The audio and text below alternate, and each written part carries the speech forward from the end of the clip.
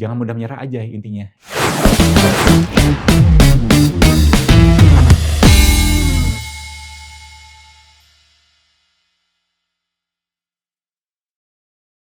Halo Yoters, balik lagi di Muda Sukses Podcast. Di episode kali ini, aku Yuni kedatangan Mas Theo Reza Herdianto, seorang PR, Social Media, and Content Lead Zenius.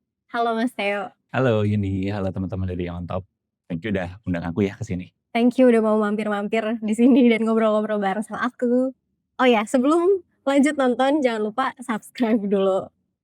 Mas, stereotype PR tuh katanya gini, PR tuh yang penting jago ngomong, yang penting tuh bisa sugar coating kata-kata gitu, terus kerjanya enak tinggal networking doang, bikin event doang, bener gak sih kayak gitu? Betul sih, loh.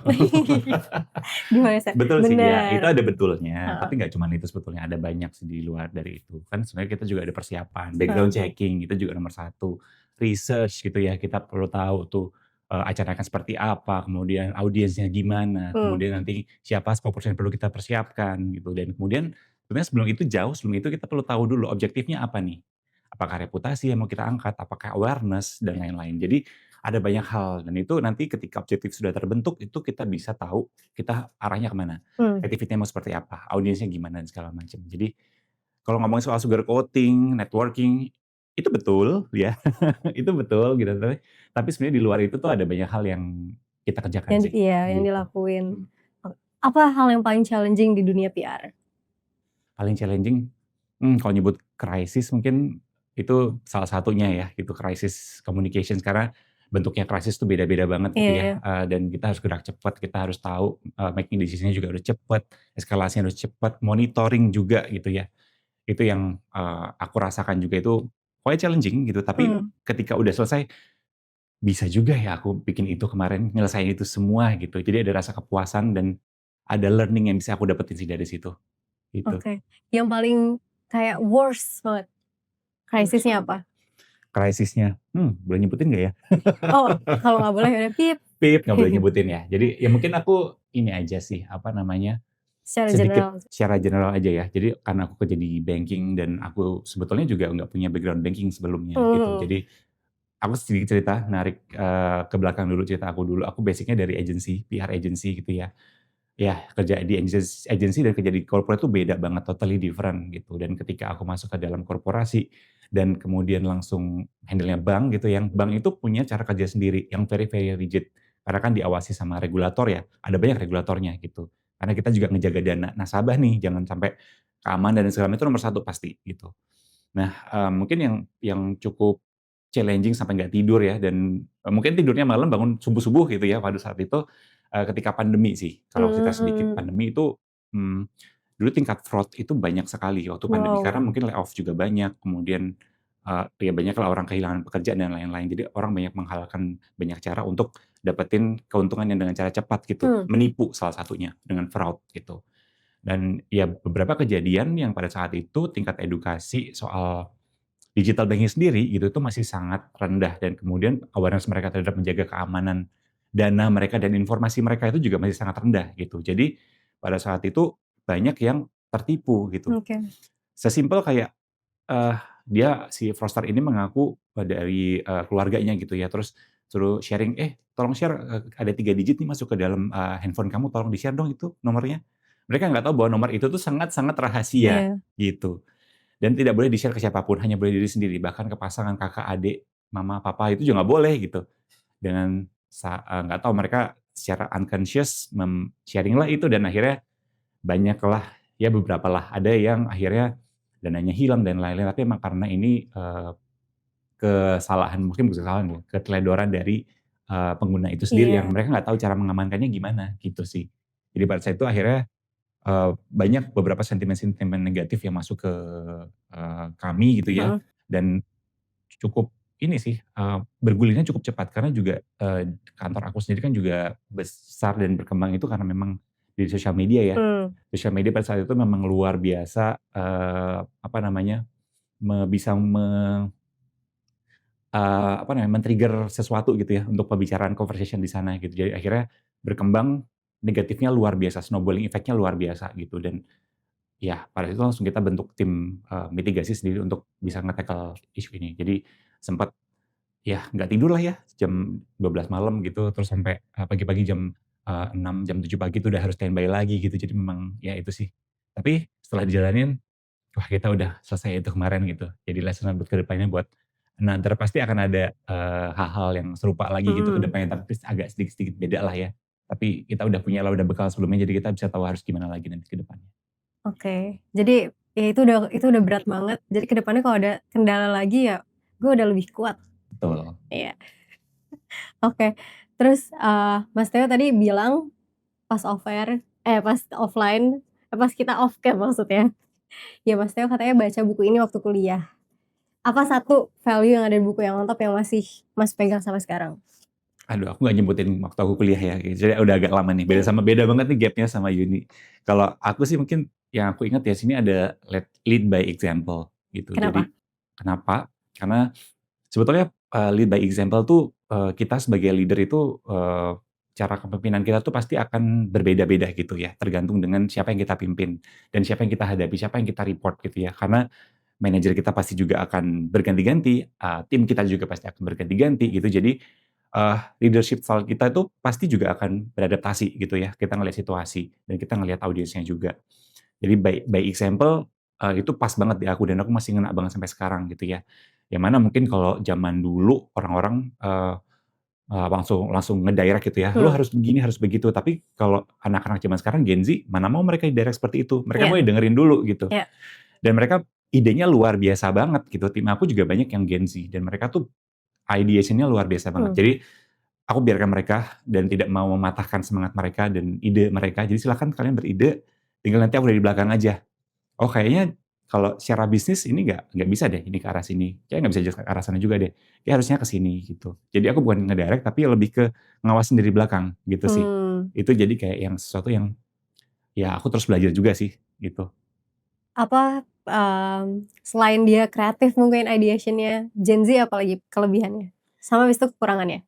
Kekurangannya, aduh nanti aku diserang lagi sama Gen Z Enggak, Gen Z. secara enggak lah ya, enggak lah Gen Z. Kelebihannya itu tadi, ideation-nya mereka luar biasa banget. Mhm, Terus mereka itu nggak tahu ya, mungkin karena mereka tumbuh di, apa namanya, di digital yang sudah lebih advance dibandingkan iya, millennials gitu. Jadi cara mereka, beradaptasi dengan tools dan juga teknologi dan digital itu lebih cepat adaptasinya luar biasa banget gitu. Ngedit video di TikTok berapa menit langsung jadi. iya, Aduh, iya. kita masih, "Ini gimana sih caranya? Ini gimana tolong dong lagunya gimana cara masukin?" Gimana Gitu. cara velocity? Ya, velocity gimana sih gitu. Tapi cepet banget, aku juga belajar dari mereka gitu ya, ini luar biasa banget gitu. Itu yang apa namanya, kelebihan yang aku dapetin, aku belajar juga banyak dari mereka. Tapi kalau kekurangannya apa ya, kekurangannya lebih ke karena saking out of the box-nya itu kadang-kadang Mmm, tuh kayak, eh, wild banget ini idenya. Tapi sebenarnya bukan kelemahan juga ya, bisa dibilang, mmm, mungkin kalau di beberapa part tuh agak rebel gitu, mau semaunya mereka mmm. sendiri gitu. Betul. Mereka tuh kadang-kadang gini Mas, kayak untuk ngelakuin kerjaan ini sampai beres, itu kan ada cara yang lebih efektif ya, Betul, kenapa juga harus ngikutin cara kamu gitu. Kayak yes. dia nggak mereka tuh nggak mau, walaupun karena aku Gen Z ya, jadi aku Oke. kadang-kadang, ya karena aku pengen dengan cara aku, tapi aku akan selesai Iya kok, iya iya gitu. iya, Gitu, mungkin iya. Gen Z yang Mas lead kayak gitu. Iya. Sebetulnya nggak salah juga tergantung kantor tempat di mana kita bekerja ya. Iya, Kalau mungkin di agensi itu justru malah di-encourage kayak gitu ya. iya. Tapi kalau di korporasi kan kita juga punya beberapa peraturan, compliance dan segala macam itu yang kita perlu jagain sebagai manajernya gitu kan ya. Boleh aja gitu tapi, masih dalam koridor yang benar gitu. Itu aja sih sebetulnya. Oke. Kalau bisa ngobrol ke diri Mas yang ada di 10 tahun lalu, kira-kira apa yang mau Mas sampein?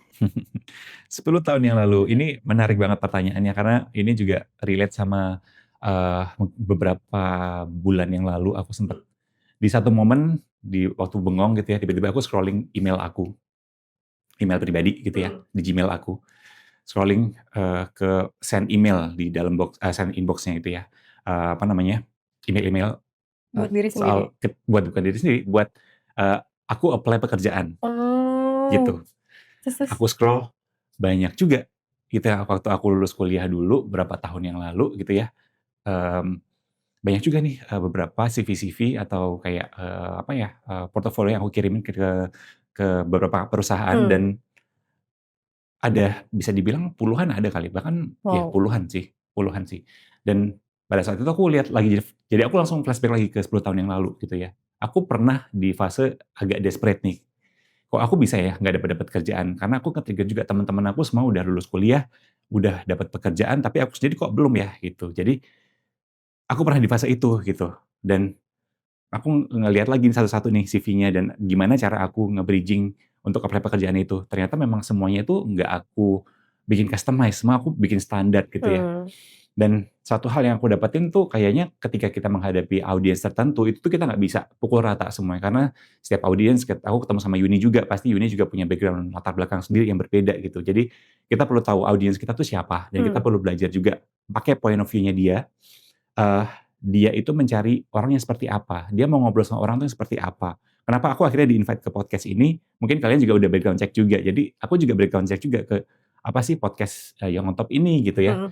Jadi itu sih yang kayaknya nggak bisa kita pukul rata, nggak bisa kita samakan, dan kita harus tahu, keinginan mereka apa. Jadi value-nya tuh ketemu tuh, Iya. antara keduanya gitu. Itu sih yang akhirnya, aku petik sih dari scrolling email di 10 tahun yang lalu ya, kayak gitu sih paling. Jadi ada satu insight yang Mas pelajarin dari diri Mas 10 tahun lalu dan ternyata ya itu gitu, kayak kita mau ngobrol sama orang pasti style-nya harus berbeda. Kita mau ngirim email ke orang ya harus Betul, di-customize juga gitu, betul, mhm, nggak bisa fits buat semua. Oke, terus Mas ngambil S2 bisnis administrasi kan? Di ITB? betul, ITB Jakarta kan Mas? ITB Jakarta, nggak Itu sanggup ke karena apa? Bandung.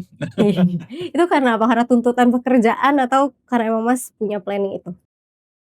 Oke, jadi sebetulnya ini, aku ambil MBA, program MBA ini yang kebetulan baru wisuda tahun lalu ya, Mmm. gitu. Jadi ini sebenarnya juga, salah satu benefit yang ditawarkan dari kantor. Jadi Oh. sebenarnya scholarship yang ditawarkan dari kantor. Tapi sebetulnya di luar dari itu, this is an opportunity buat, aku gitu ya. Yang pertama, aku appreciate dari perusahaan, dari corporate itu mengapresiasi aku gitu ya. Dia melihat bagaimana aku ini mempunyai value buat perusahaan ini. Jadi itu yang pertama. Yang kemudian yang kedua memang kayaknya, di era seperti ini tuh kayaknya kita nggak bisa punya skill satu aja sih, gitu ya. Jadi kayaknya kita perlu nambah skill gitu. Mungkin background aku di awal adalah PR, tapi kalau sampai beberapa tahun ke depan ya PR terus kayaknya nggak akan berkembang sih aku secara pribadi, dan ya sudah bakal ketinggalan zaman gitu. Mhm. Jadi aku ambil program ini untuk, tahu lagi sih sebetulnya MBA, dan apa aja dengan gelar ini nantinya yang aku bisa kontribusikan buat, ke corporate atau mungkin ke buat sosial juga gitu, atau mungkin buat diriku sendiri, gitu. Jadi itu sih yang memotivasi aku, akhirnya aku ambil program MBA kemarin, gitu. Oke. Dari kantor dikasih tahu nggak kayak jurusannya yang boleh ini, atau Kebetulan iya, kebetulan dia dedicated hanya satu, apa namanya, kampus aja pada saat itu, tapi sekarang udah mulai banyak dibuka sih untuk yang lain. yang lain juga dapat opportunity yang sama? Dapat opportunity yang sama. Itu Jadi, kalau apa, Mas? pasti ada pertimbangannya ya, kalau Mhm. itu pasti ada proses screening-nya dulu dari mulai karena sebetulnya kalau di kantor aku di Genius itu kan, apa namanya, adalah salah satu level of business gitu. Jadi ada bisnis-bisnis lain di bawah Iya. SMBC Indonesia gitu. Jadi, dari Genius nanti akan diambil berapa orang, kemudian dari LOB yang lain akan diambil juga dari, berapa orang. Kita akan difilter dan juga akan apa namanya, dikompetisikan gitu ya untuk Oke. bisa dapetin, kesempatan ini gitu sih. Jadi, apa namanya, ya akhirnya kemarin terkumpul sekitar 20 orang gitu dengan LOB yang berbeda. Tapi menariknya adalah gitu ya, karena kita di bawah satu payung yang sama gitu ya, masing-masing orang ini punya kepala yang beda-beda gitu. Jadi aku mungkin dari sisi digital banking-nya gitu, Iya. dan ada dari orang operations, ada orang mana lagi. Jadi kita ketemu satu gitu ya, awalnya sih pasti agak syok, "Oh gini ya cara pikirnya." Tapi ketika dijalanin, "Oh kenapa enggak? Oh tapi make sense juga," gitu ya, "kenapa dia bisa berpikir seperti itu," gitu. Dan kemudian kita jadi semakin bisa bersinergi, jadi bisa kolaborasi gitu dalam satu payung ini, gitu sih. Akhirnya 20-20-nya ngambil sama MBA juga? MBA juga semuanya, tapi Satu lulusnya nggak kelas? bareng ya. Aku Oh, yang salah satu yang terlambat. nggak apa-apa, Mas. Slow but sure. Oke. Terus ada nggak sih, Mas, momen yang jadi turning point Mas, terus akhirnya ngubah cara Mas kerja sampai sekarang? Mungkin kejadiannya turning point itu dulu banget, waktu di agensi atau sebelumnya bahkan? Pasti kalau zaman di agensi sama di, corporate beda sekali, sangat berbeda gitu ya. Kalau di agensi sangat fleksibel dan sebetulnya nyaman sih. Pada saat itu aku juga cukup lama ya di agensi ya, Mhm. sekitar 5, 6 tahun gitu. dan posisinya pada saat itu juga udah maksudnya udah manage orang gitu ya. Mmm, Sangat fleksibel dan, apa namanya, memang sangat fun gitu. Tapi dan Mmm, itu salah satu, apa namanya, comfort zone aku gitu di agensi pada saat itu gitu ya, karena kenal secara personal sama timnya dan segala macam. Nah, ketika di corporate gitu ya, timnya jauh lebih besar gitu dan ada batasan-batasan yang nggak bisa kita lakukan pada saat di agensi gitu. Jadi leadership balik lagi leadership style aku juga berbeda lagi gitu oke. ketika di sini gitu di corporate ini gitu. Jadi hal yang aku pelajari sih sebetulnya turning point-nya kalau dibilang turning point sebetulnya, apa ya, karena di sini aku punya, bisnis objektif nih, yang perlu kita achieve sama-sama nih sebagai tim besaran di dalam Genius gitu Mhm, ya. Dan kemudian, di bawah itu pun juga ada head-nya, ada, apa namanya, ada head-head lagi yang di bawah head itu ada aku juga di situ ya, iya. di bawah aku masih ada tim juga. Jadi aku tuh ada di tengah-tengah di situ, yang mana aku perlu manage, tim, tapi aku juga perlu manage orang di atas aku. Gitu. Jadi 2 hal ini yang turning point aku, baik lagi aku perlu tahu audiensnya siapa sih yang aku, akan ketemu ini. Mhm, Jadi aku perlu tahu, my leaders itu tuh butuhnya apa, tim aku butuhnya apa. Itu yang, salah satu turning point yang sepertinya, kadang-kadang kita nggak aware gitu. Dan ya kalau kayak gitu kan nggak ada tertulis ya, pasti by situations gitu mhm. ya. Jadi kita perlu tahu kalau memang apa namanya, dirasa, apa namanya, our leaders itu butuh support gitu ya, dan kita terlalu banyak ke tim gitu ya, kita perlu bisa bagi badan nih, Iya, itu kita perlu kemana dulu nih gitu ya. Itu sih, sense itu yang perlu perlu ditekankan sekarang dan menjadi turning point aku sih, gitu. oke. Apa bedanya leadership style Mas yang dulu sama yang sekarang? Yang ketara banget? Keren banget apa ya, mungkin Kalau dulu ditanyanya ke tim aku gitu ya? nggak ada lagi. Kita telepon apa? Boleh boleh boleh boleh. Yang ketara banget gitu ya, yang, kalau aku sih sebetulnya leadership style aku tipikal aku harus kenal secara personal sama tim Mmm, aku. Jadi itu yang kayaknya yang nggak bisa kita dapetin ya dan kayaknya kalau kenapa di kita Genius kerja nggak bisa? kenapa? Kenapa di Genius nggak bisa kenal deket? Bisa kok, Oh bisa, bisa. oke oke. Dan itu aku bawa juga maksudnya Oke ke oke. Jenius gitu. Jadi di kantor sekarang pun aku juga bawa, apa namanya, untuk bisa kenal personal sama mereka masing-masing gitu ya. Cuman karena timnya begitu banyak, kalau dulu mungkin di agensi aku timnya nggak sebanyak sekarang, mungkin ada 3 atau 4 orang gitu ya. Kalau sekarang aku sekitar ada belasan orang lah yang aku manage gitu. Jadi kalau satu persatu aku harus kenal gitu ya, rasanya aku nggak punya cukup waktu dan energi untuk tahu semuanya gitu. Iya iya. Jadi, yang yang beda sih sebetulnya, ya itu sih, apa namanya, apa ya, mmm ya karena kita manage sama banyak orang aja gitu, nggak cuma sama tim aja, sama leaders iya, sama tim yang lain pun juga iya gitu. Jadi, cara kita presence gitu itu juga harus, berbeda gitu sih, gitu. Mhm. Apa kendala yang di awal jadi leaders, apa kendala yang kayak, aduh rasanya susah banget nih, manage orangnya kah? Atau kayak bagi-bagi tugasnya kah?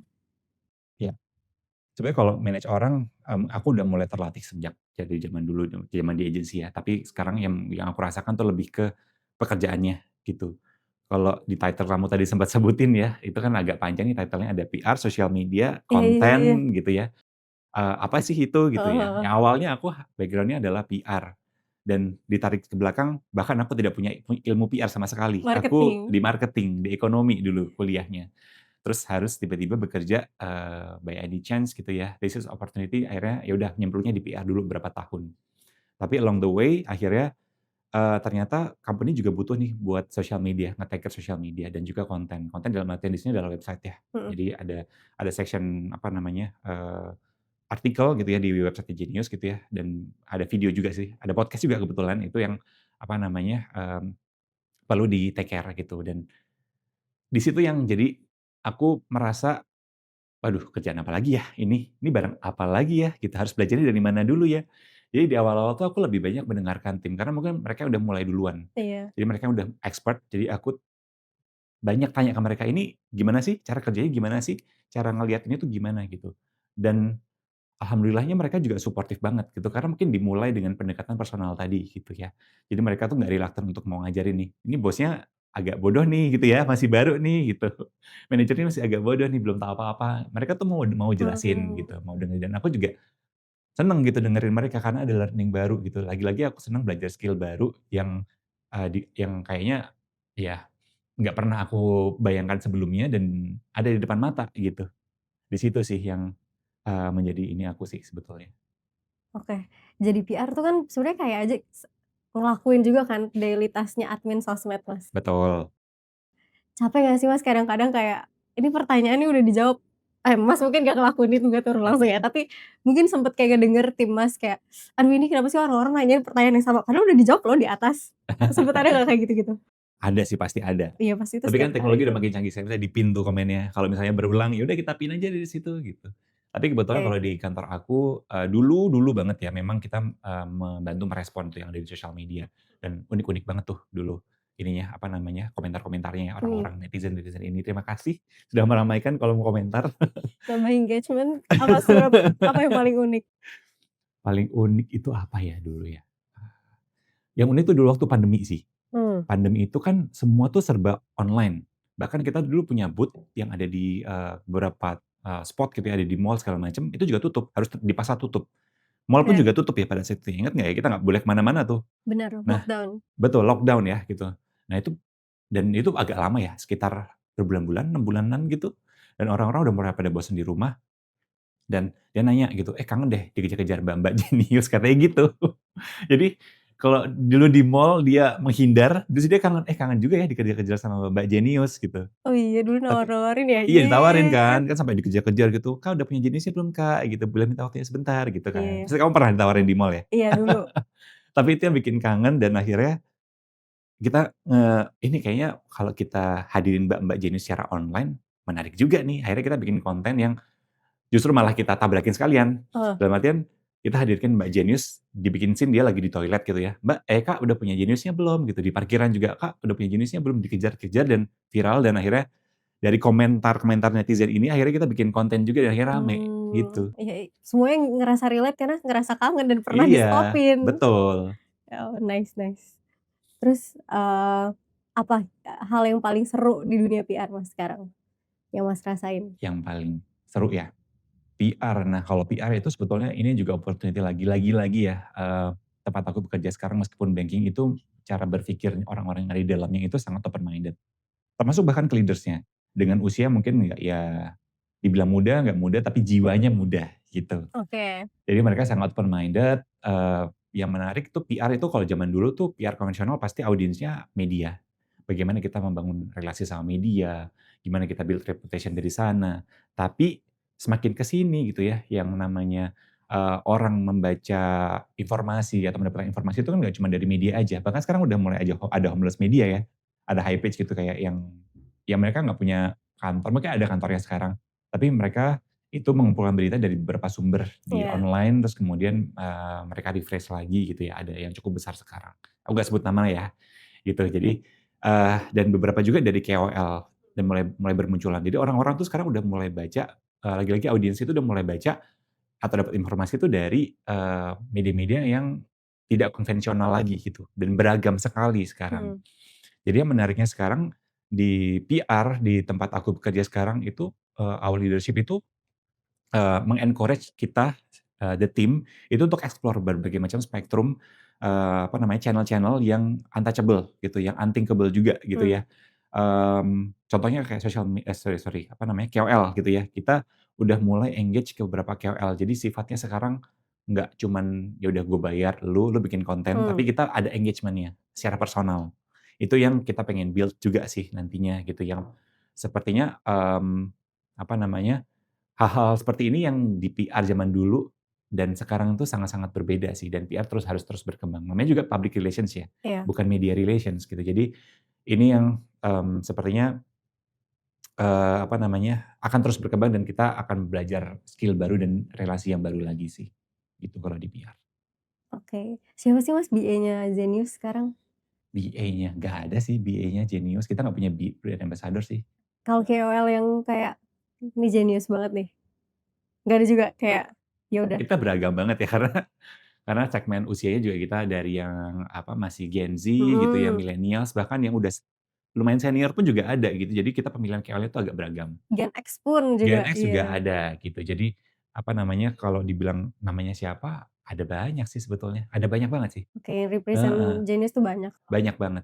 Yang penting mereka itu, digital savvy, Mmm, mereka aware sama digital, terus kemudian juga punya mindset yang, apa namanya, open minded gitu ya, dan ya eksploratif lah intinya gitu, mau ngulik gitu, karena produk di Genius kan juga cukup banyak dan agak sulit ya untuk dijelaskan gitu. Jadi kita butuh orang-orang yang punya persona itu tadi, gitu sih.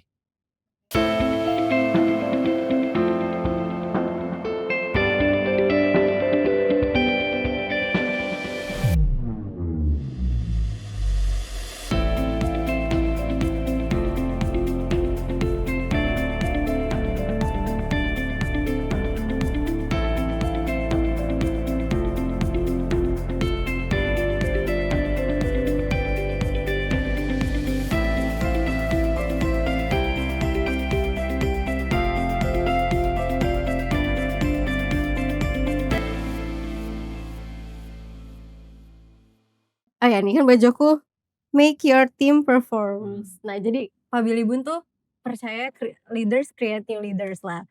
Nah, berarti kan caranya adalah kita harus bikin tim kita sebenarnya perform dulu di Betul, kerjaan gitu. setuju. Kalau cara Mas sendiri gimana caranya untuk bikin tim performs, nggak manja, quote unquote, Mhm mhm, gimana? mhm.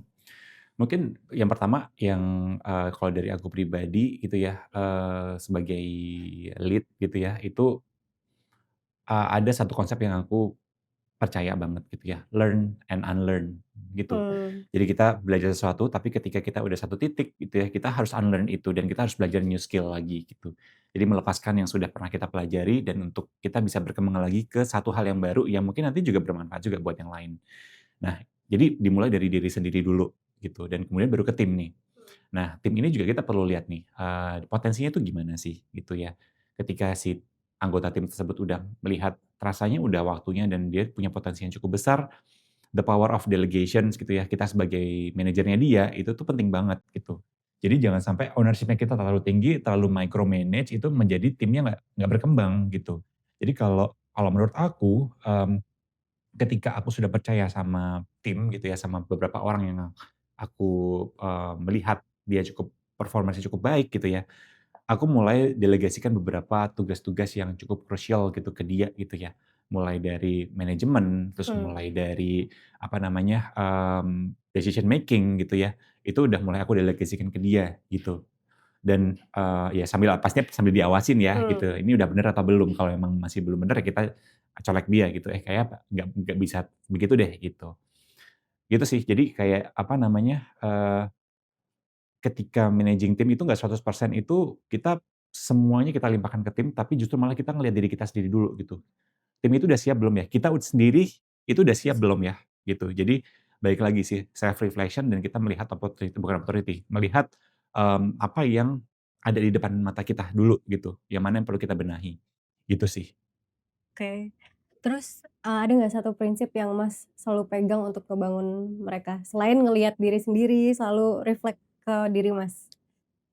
Sorry sorry, pertanyaannya gimana? Prinsip prinsip leadership yang selalu Mas kasih ke tim, tapi selain kayak selalu ngebalikin segala sesuatu kita kadang kan gini, misal ada yang salah nih dari tim, terus leaders ada juga yang tipenya tuh, "Ah gimana sih kayak masa kayak gitu doang nggak ngerti," gitu. Iya tapi ada juga mungkin kalau Mas ngebalikinnya ke Mas lagi, oh berarti mungkin sebelumnya gue nge-brief-nya tuh belum clear nih, dia Betul. belum tahu gitu. Nah itu berarti kan salah satu prinsipnya adalah ngebalikin segala sesuatunya ke kita dulu nih, ngelihat kita udah pernah ngajarin belum sih gitu. Tapi selain itu ada nggak kira-kira prinsip yang mungkin bisa aku pelajari juga? Mhm. Sebetulnya yang kedua tuh lebih lebih relevan ke aku sih. Jadi ya kembali lagi ke aku sendiri gitu ya. Ini ada yang salah apa ya dari aku menyampaikan informasi ini, kenapa hasilnya jadi beda gitu Mhm, ya.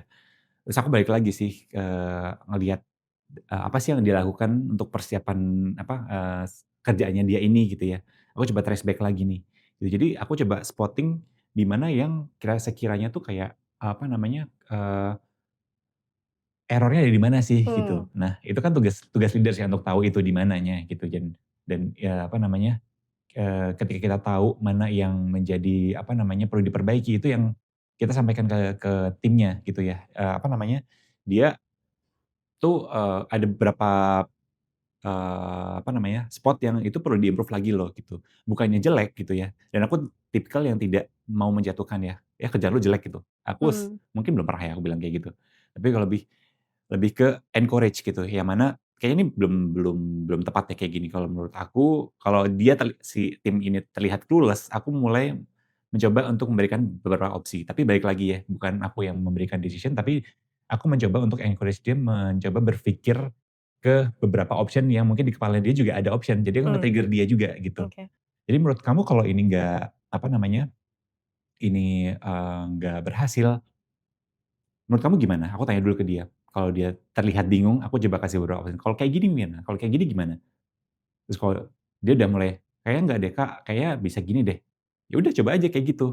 Jadi aku nggak menutup, ide dia dan aku men-encourage dia, nggak menyalahkan dia. Mmm, Kadang-kadang kalau orang udah salah itu udah males ya, iya gitu kayak, "Ah males deh," udah demotivasi gitu untuk, "Ngapain sih gue ngerjain ini?" Gitu kan. Aku nggak mau kayak gitu. Jadi iya. aku pengen, tim yang ada di bawah aku tuh juga mereka ter-encourage dan mereka tuh semangat untuk ngelakuin kerjaan yang sedang mereka lakukan, gitu sih. Tapi sebagai tim pasti akan suka banget sama leaders yang ketika kita salah, kita tuh nggak di-highlight banget kalau kamu tuh Mhm. salah loh gitu, tapi justru dikasih tahu gimana caranya kita bisa improve gitu, Iya iya iya. dengan bahasa yang sebaik mungkin. Kadang emang sama Gen Z harus gitu sih, Gitu ya? iya Gitu ya? masa Oh, jadi soalnya cocok nih kayak ketemu kalau PR, karena bawaan PR kan nggak bisa langsung, "Lu salah," iya, gitu. nggak bisa langsung Harus sekasar cari itu. jalan lain nih. Iya harus Sama-sama ngasih tahu gitu kan, tapi caranya beda. caranya lebih manis lah, gitu Gen Z. Apa Gen Z aku doang ya? Nggak tahu yang lain Kayaknya nggak tahu juga nih. nggak tahu yang lain. Oke, oh ya terus kan podcast kita namanya Muda Sukses Podcast, tapi makna sukses buat Mas apa? Wah, pertanyaannya sangat ini ya, filosofis Iya sekali. dong. Sukses. Aduh, aku tuh nggak punya ukuran sukses sebetulnya ya. Kalau aku baca di speaker-speaker lain yang udah tayang sini juga kayaknya mereka nggak punya ukuran sukses ya. Mungkin sama kalau ditanya kayak gini pasti bingung semuanya. Apa ya, sukses tuh sebetulnya,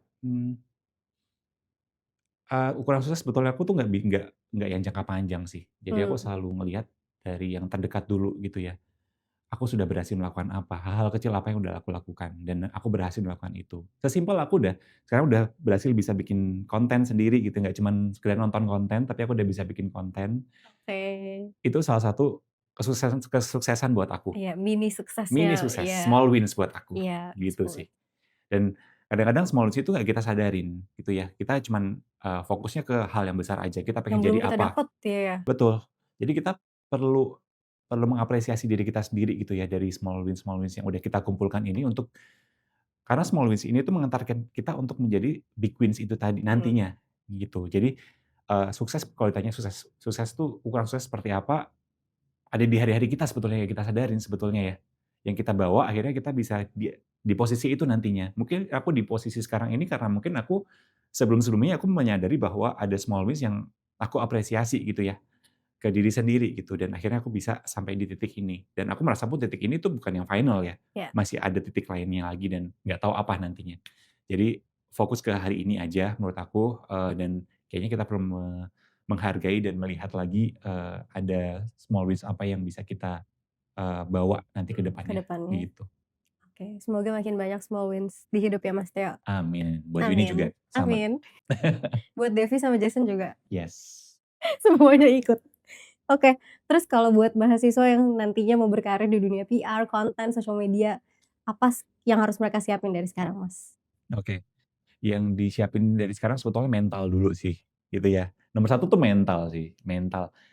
Skill itu bisa diasah, tapi Mhm, mental itu, ada di diri kita, gitu ya. Jadi kita karena semakin ke sini kan, kompetisinya semakin luar biasa susah ya, gitu. Semua orang punya, skill juga yang luar biasa, tapi, eee, apa namanya, mental itu yang menjadi, apa namanya, penyemangat kita gitu ya, untuk kita bisa beda sama orang lain gitu. Jadi jangan, apa namanya, jangan mudah menyerah, itu mungkin klise banget kita ngomong jangan mudah menyerah, tapi itu benar-benar yang aku, lihat sekarang sih gitu. Karena kadang-kadang orang udah ngelihat, kayaknya gagal deh di sini, iya, terus kayaknya udah ditinggalin aja sama dia gitu. Tapi padahal sebetulnya dari gagal-gagal ini dicoba dilihat lagi deh, gagalnya di mana sih gitu, bisa di-improve lagi nggak sih gitu. Kalau memang udah nggak bisa di-improve, ya udah next kita mungkin bisa kerjaan yang lain gitu. Tapi jangan mudah menyerah aja intinya gitu, kita bisa lihat lagi opportunity dan balik lagi karena opportunity itu tuh nggak bisa datang 2 kali. aku percaya itu opportunity itu harus pada saat itu, detik itu juga, let's go gitu. Kayak aku datang ke sini gitu ya. Pertama kali aku datang diundang podcast gitu nih, Oh ngomong my di god, depan ini sini. pertama kali? Pertama kali ngomong di sini, jadi nervous-nya ada banget dari kemarin, aduh harus mikir apa ya ketika ada temen aku nawarin, "Mau nggak?" Mikirnya aku nggak bisa langsung iya, mikir sehari 2 hari dulu nih untuk Disemenin diiyain dulu. atau enggak nih gitu. Karena nervous-nya ada banget gitu, tapi aku merasa ini this is opportunity buat aku dan ini nggak bisa kelamaan ditunggu gitu. So, let's go gitu. Asik. Jadi let's go. Jadi kayaknya kita harus, apa itu bentuknya, kalau memang nggak tahu bentuknya nanti akan seperti apa hasilnya, yang penting dijalanin dulu Coba aja, dulu, iya. dicobain dulu aja, gitu. Ada nggak sih Mas skills yang kayaknya kepake banget nih, satu, tapi nggak diajarin di kampus dulu?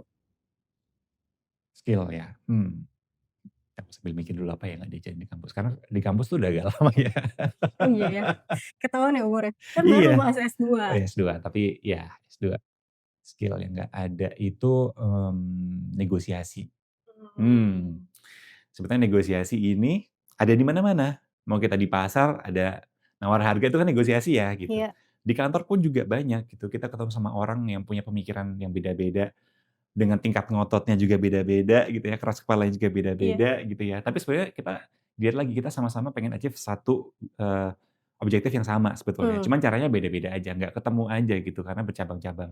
Nah negosiasi sangat dibutuhkan kalau menurut aku gitu, yang mana ini tuh juga soft skill yang bisa dibilang, eee, kita perlu belajar juga dari situasi sebetulnya. Tapi sebetulnya kalau nggak salah sekarang juga udah ada mata kuliah negosiasi ya.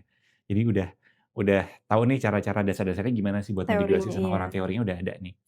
Nah tapi kalau, di praktek tuh negosiasi itu, penting banget gitu ternyata yang aku sadari gitu ya. Kalau dari kacamata PR, gimana kita nggak terkesan attacking orang ini, Mmm, tapi tetap pesan kita nyampe gitu. Nah itu yang dengan negosiasi ini yang sepertinya nih, perlu banget nih diasah gitu ya, itu sih. terus negosiasi katanya bukan tentang kita yang akan paling menang, paling Betul, untung, tapi harus betul, dua-duanya sama-sama untung. betul. Ada win-win solution, ada apa, win-lose, ada banyak lah, Iya, ada lose to lose, ada apa, ada banyak sih. iya, tapi yang paling bijak adalah yang sama-sama menang kan. Betul. Oke, last question. Apa kutipan terbaik yang Mas pernah denger, yang Mas mau share ke Yoters? Aduh, kutipan ya. Boleh mikir nggak nih? Boleh dong, boleh boleh. Ayo pikir dulu, mikir. Ajaran orang tua, eee, atau leader di kantor.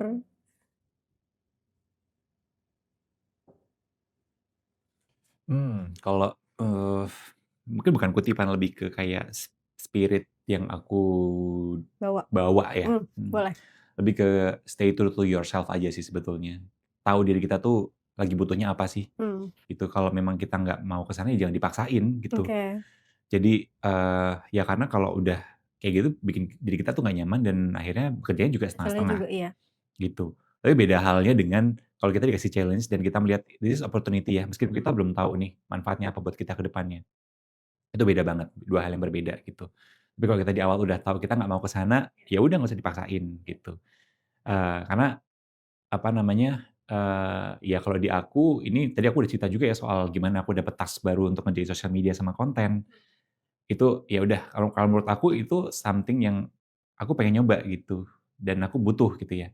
Tapi ada di beberapa hal, kayaknya nggak aku nggak bisa melakukan itu gitu dan mungkin nggak cuman aku, ke tim aku pun juga ketika aku mau encourage dia, dia pun terlihat dia tidak mau melakukan hal itu. Ya Mmm, udah aku nggak akan paksakan gitu ya.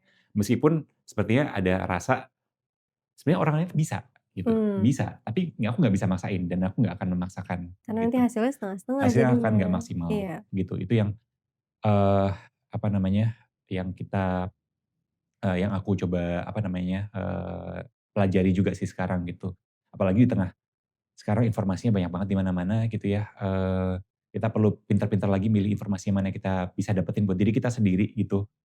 Jangan sampai kita overwhelmed sama semuanya, semuanya mau dikerjain gitu ya, tapi jadi nggak fokus satu hal gitu ya.